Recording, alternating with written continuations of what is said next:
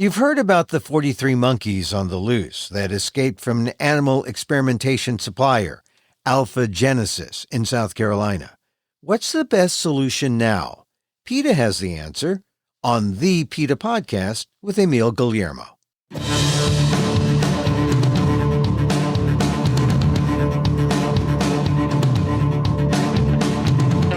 Welcome to the PETA Podcast.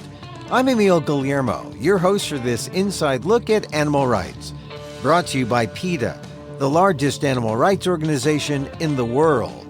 On today's episode, the antidote to this year's election was the news story about 43 monkeys escaping.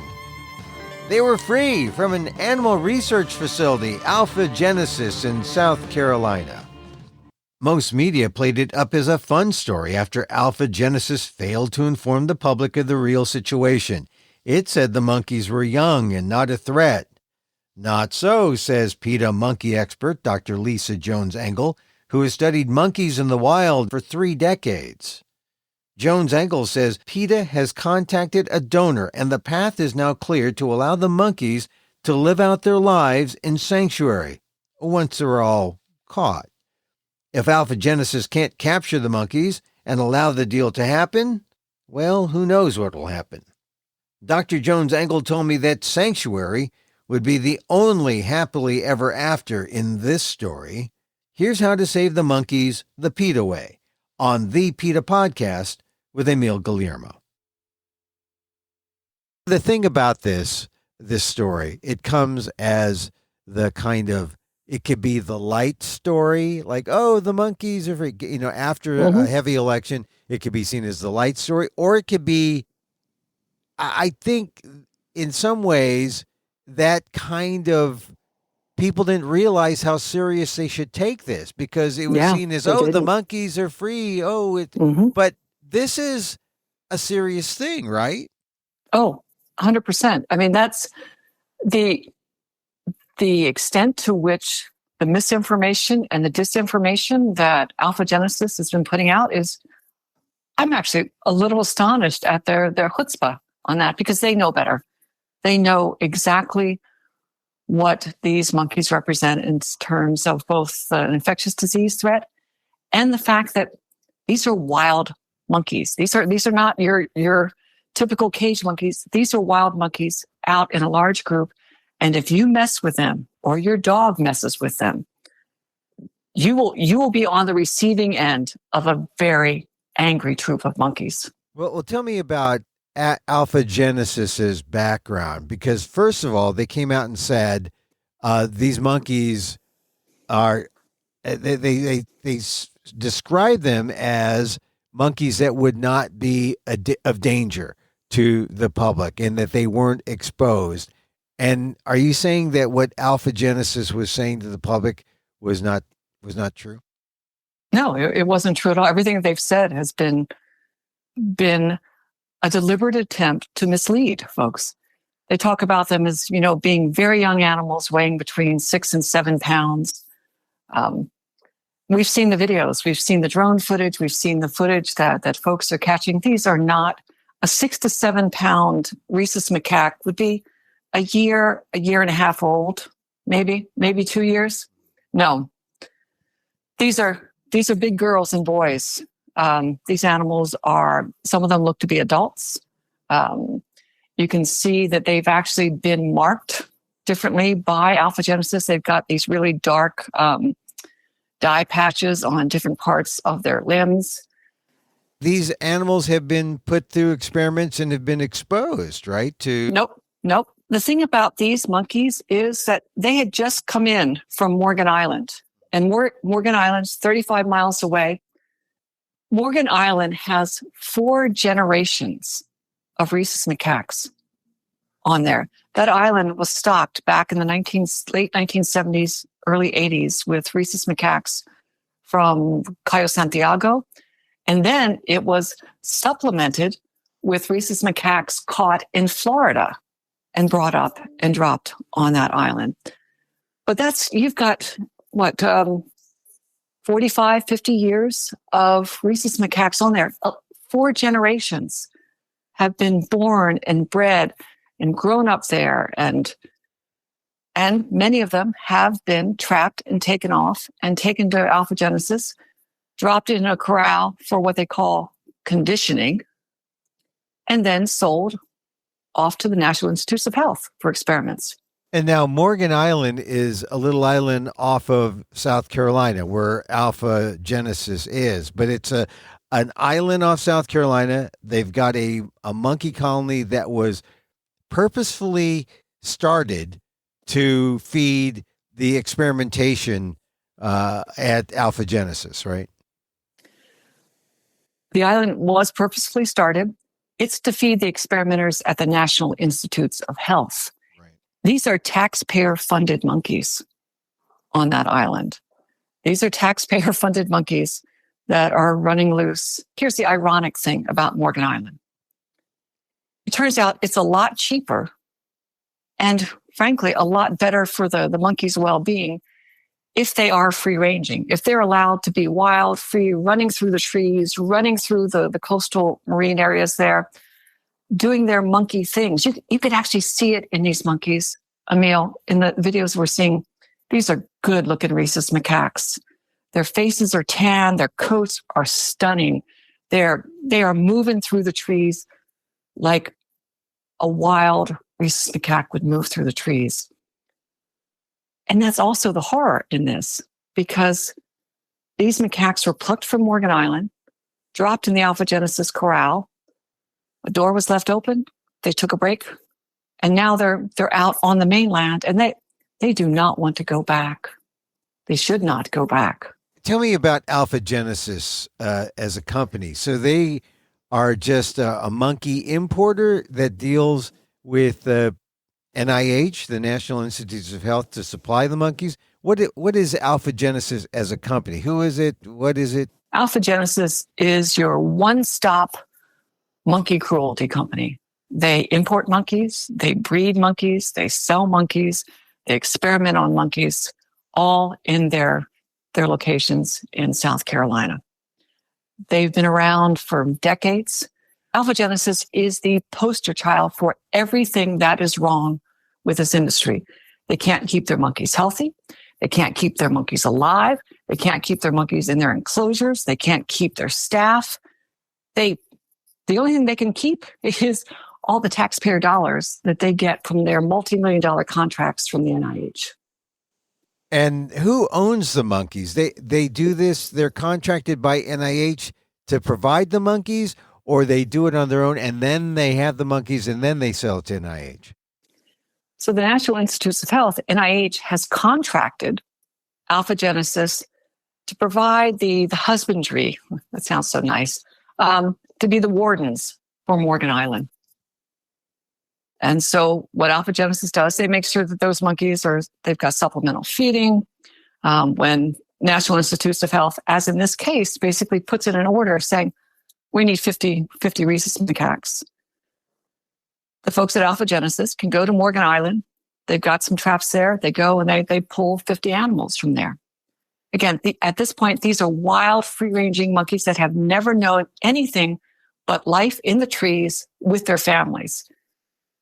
Suddenly, they find themselves trapped, boxed up, taken to Alpha Genesis, and thrown in a corral to be, again, quote-unquote, conditioned. And then they're boxed up again and shipped off to the National Institutes of Health up in Bethesda, Washington.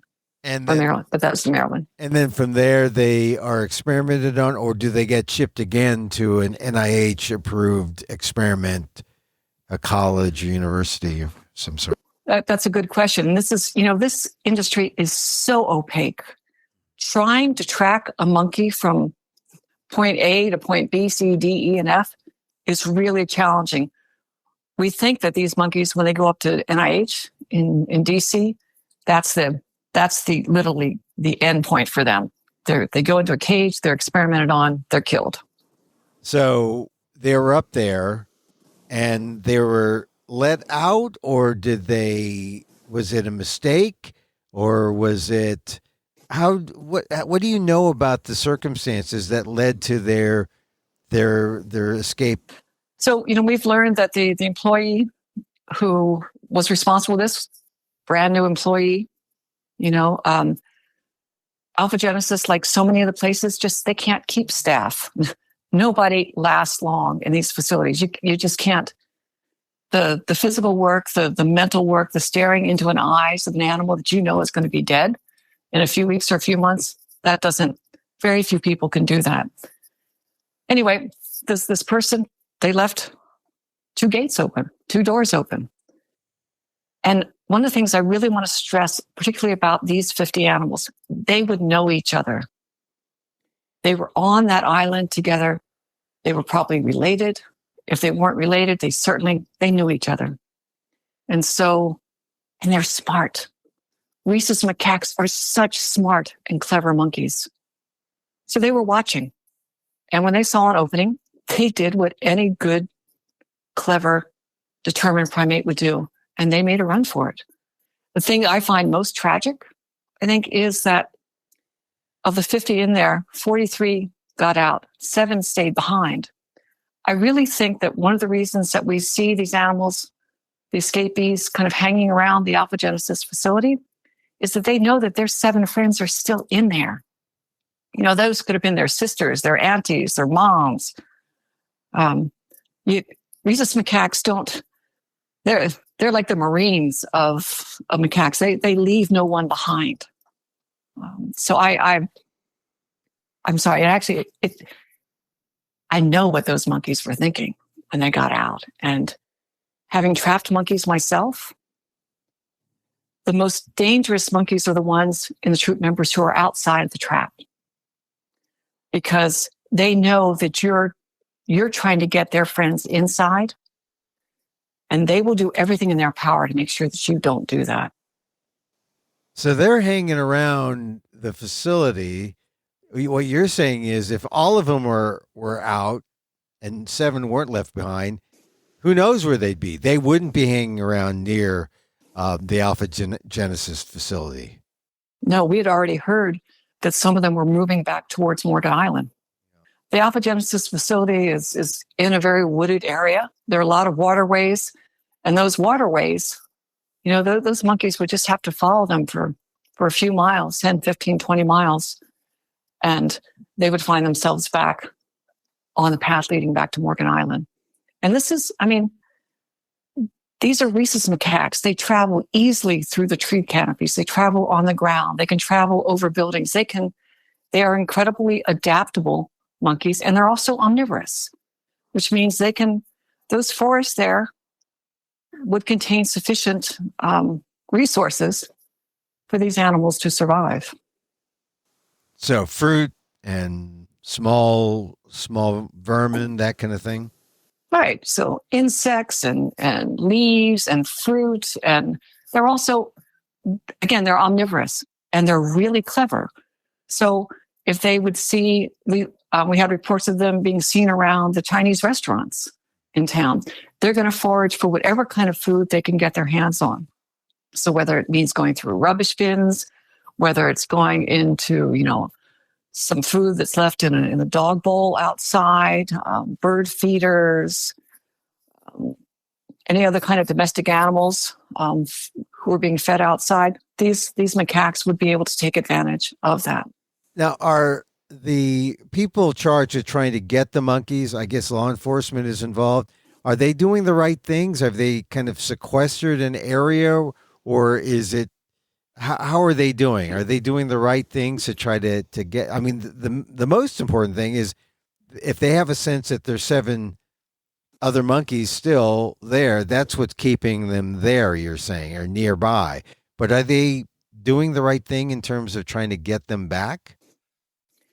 So these animals have now been out for about a week.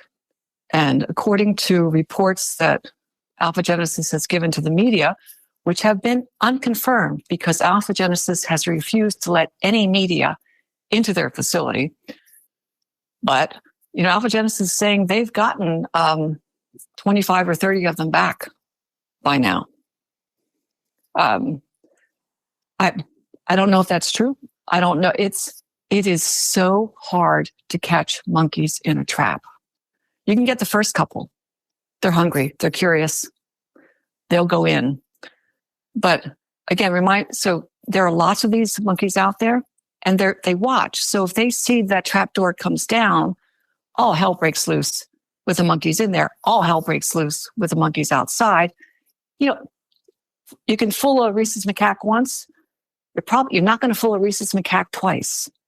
So that's why it's really incredibly difficult to trap large numbers of them in the same area in any possibly humane way. Now, there's talk that they're getting ready to resorting to darting, and Alphagenesis has a very bad history of darting monkeys.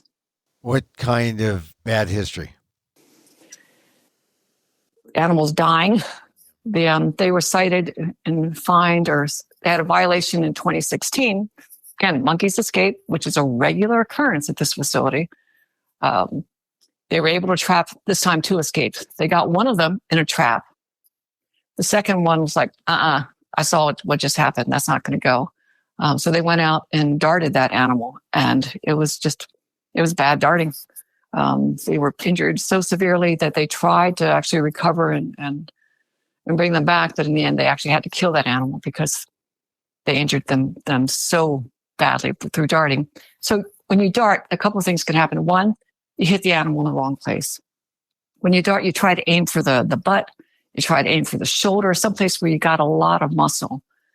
But you've seen the pictures. These monkeys are moving so quickly through the trees that often darting hits the wrong thing. It'll hit them in the abdomen. It could hit them in the head. It could hit them in the neck. Or even if it hits them in a good spot, the drug that's used doesn't immediately put them to sleep.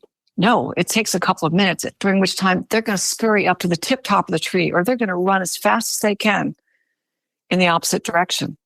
So then you can't get there to actually have your tarp or your net underneath, because I'm standing there and you're looking up and you're waiting for this monkey to drop out of the tree. And more often than not, you miss, and that monkey bounces off of limbs coming down, or they just hit the ground, boom. And that's bad. So Alphagenesis, not a great record in terms of monkey retrieval, but tell us about the danger again to the public. For the length of time that the monkeys have been out there free, what is the danger to the public been?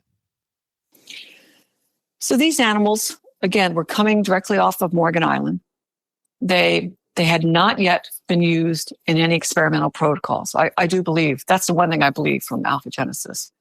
But that does not mean they're in any way free of infectious diseases, because we know every single captive colony of primates has underlying infectious diseases that just continue to circulate through them. That's what happens when you bunch together hundreds, thousands of diseased and distressed monkeys in small areas. They shed pathogens in their feces, in their urine, in their saliva, in their respiratory droplets, and that's transmitted throughout the colony. So these monkeys would not have been clean. And in fact, the USDA made it very clear in 2023 when they inspected Alphagenesis and said in their citations, your enclosures are so dirty and caked with feces and other materials that you are increasing the risk of disease-causing pathogens being spread. So the authorities saw that and know that that's a risk.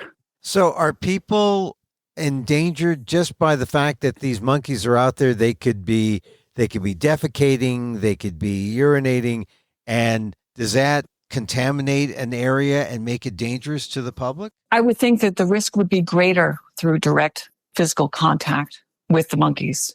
That's the scenario that I think is the most concerning. You go out on your porch and you see that, you saw a bunch of monkeys on your porch, and you go out and they've pooped and they've peed, and, you step in it and you don't notice it. And you've got this fecal material that you're now transmitting back into your house. You could expose your dog to it, your kids who are crawling around, because the fecal oral pathogens are the ones that are most concerning. We know that Morgan Island colony has really high levels of E. coli pathogens that are present in the environment. That study was done about a decade ago showing that. In general, you get things like Campylobacter, Shigella, Yersinia, Salmonella in these captive primates. And those can be absolutely transmitted when humans come into contact with the feces where the pathogens would be shed. So how long can this situation go on with monkeys, at least a portion of them out there free? Can it go on indefinitely, or at some point, do all of them have to be collected and brought back? This is the first time I think that the world has been privy to such a large escape of animals, and everyone knows about it. So this is a really delicate situation for alphagenesis. Everyone knows that they let 43 monkeys out. They've said they've gotten some of them back. My biggest concern is that if they don't get the rest of them trapped or darted, they're going to go and resort to lethal methods, we've seen that happen not too long ago.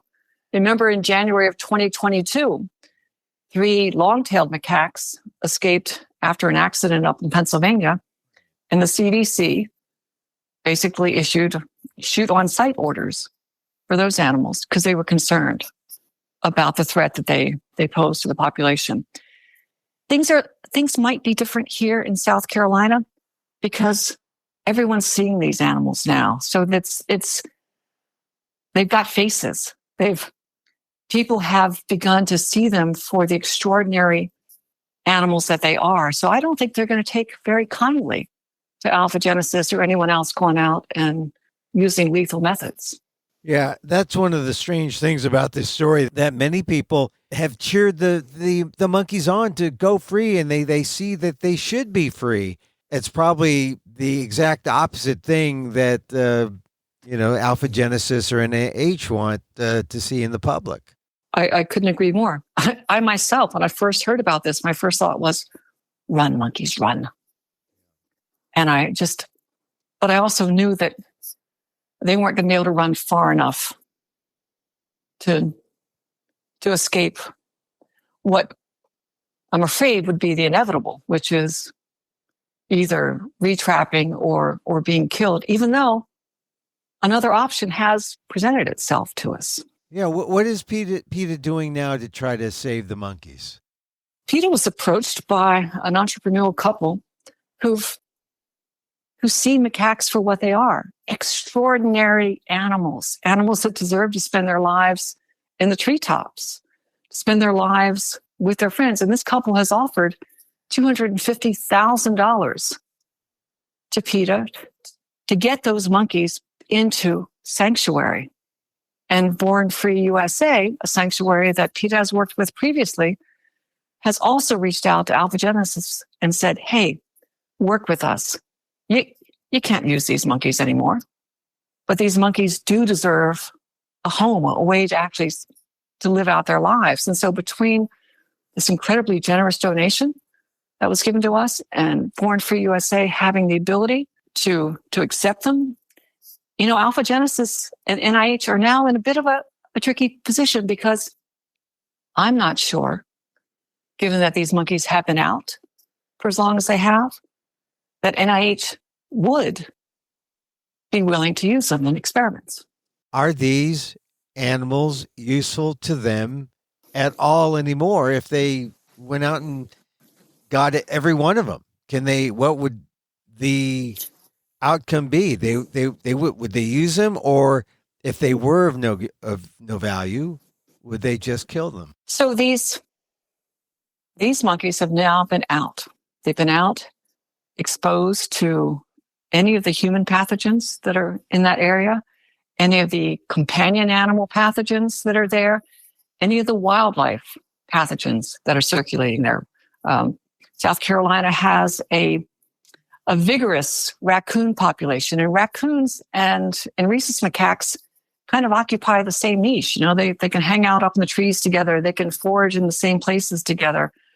Raccoons carry pathogens that you don't want to have in your monkeys that you were planning to use as an experimental model.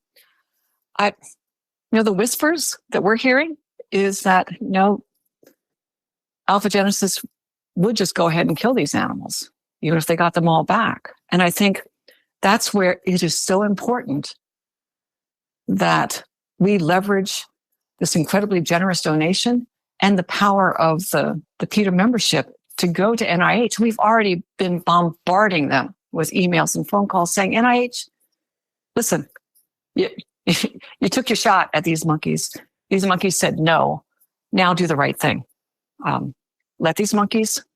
Turn these monkeys over to a sanctuary. Let them live out their lives where they belong, not in one of your cages, because you don't know, NIH, necessarily what these animals have been exposed to and picked up while they've been out running around in this human habitat. Let them free. There's only one happy ending for these monkeys, and that is for Alphagenesis, NIH, to take the offer that's put in front of them and to send these monkeys to sanctuary. Lisa Jones-Engel, the PETA primate specialist. We've been talking about monkeys for a long time, and let's hope that NIH does the right thing here. I hope so, Emil. And if they'll be hearing from us, we will continue to encourage them strongly. Do the right thing for these animals.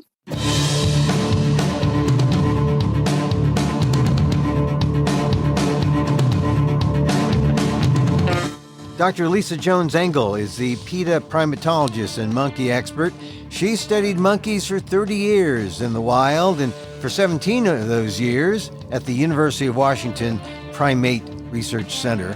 Now she works for PETA.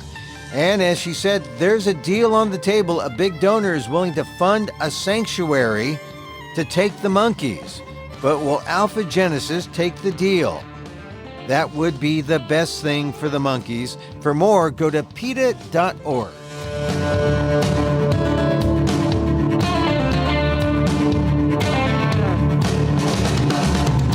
And that's our show for today. Thank you for listening. Don't forget to send a link of this show to your friends. Tell them you like the PETA Podcast. You can contact us at PETA.org. You can find me on X, a.k.a. Twitter, at emilamok, EMILAMOK, or see my vlog at amok.com, or see my work at patreon.com/emilamok, or see this podcast on YouTube at emilamok1.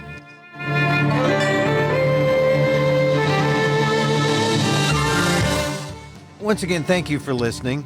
Check out all our episodes on your favorite podcast app or on Apple Podcasts, where you can subscribe to, as well as rate and review the show. It helps get the word out about the issues you care about. Our music is provided by CarbonWorks. Check them out on YouTube. And join us again next time for more insight into animal rights and the fight for a cruelty-free world on the PETA Podcast. I'm Emil Guillermo.